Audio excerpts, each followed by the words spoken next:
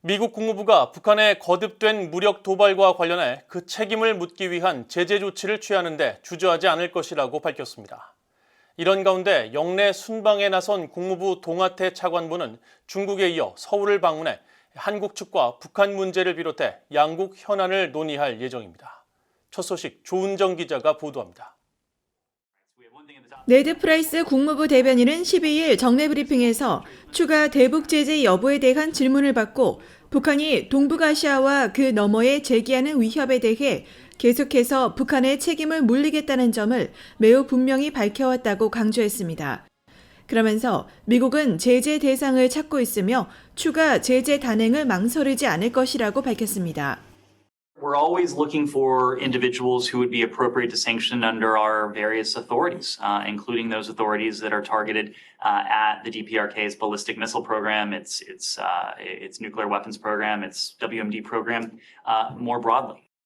프라이스 대변인은 또 영내 순방 중인 데니얼 크리튼브링크 미 국무부 동아시아 태평양 담당 차관보와 로라 로젠버거 백악관 국가안보회의 NSC 중국 타이완 담당 선임국장 등이 11일과 12일 중국 랑팡에서 중국 관리들과 만나 북한 문제를 논의했다는 점도 밝혔습니다. 또 이번 미중 고위급 회담이 솔직하고 실질적이었다며 미국은 중국과 치열하게 경쟁하면서도 경쟁이 충돌로 변하지 않도록 소통할 것이라는 입장을 밝혔다고 전했습니다. Secretary Kritenbrink and Senior Director Rosenberger made clear that the United States would continue to compete vigorously, stand up for U.S. interests and values, defend the rules-based international order, and coordinate closely with allies and partners.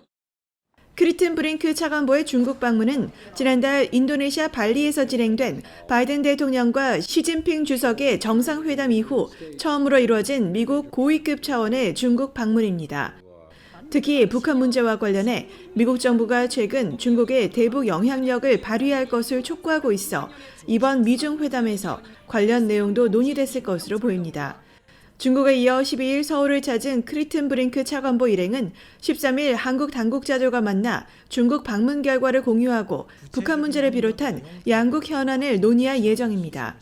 이번 회동에서는 미국 인플레이션 감축법 IRA에 따른 한국산 자동차 보조금 배제 문제도 논의될 것으로 보이는데 제이크 설리번 백악관 국가안보보좌관은 이날 브리핑에서 양측이 대통령을 포함해 다양한 급에서 건설적인 대화를 진행해 왔다면서도 이 문제가 장기적인 접근이 필요한 복잡한 문제라고 밝혔습니다.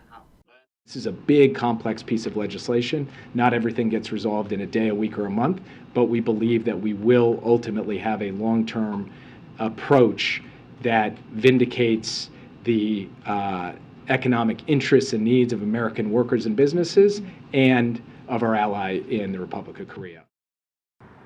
바이든 행정부가 북한 문제를 비롯한 영내 현안과 관련해 최근 동맹 파트너들과 활발한 조율을 벌이고 있는 가운데 13일에는 미한일 3국 북핵 수석 대표가 인도네시아 자카르타에서 만나 대북 공조 방안을 조율합니다. VOA 뉴스 조은정입니다.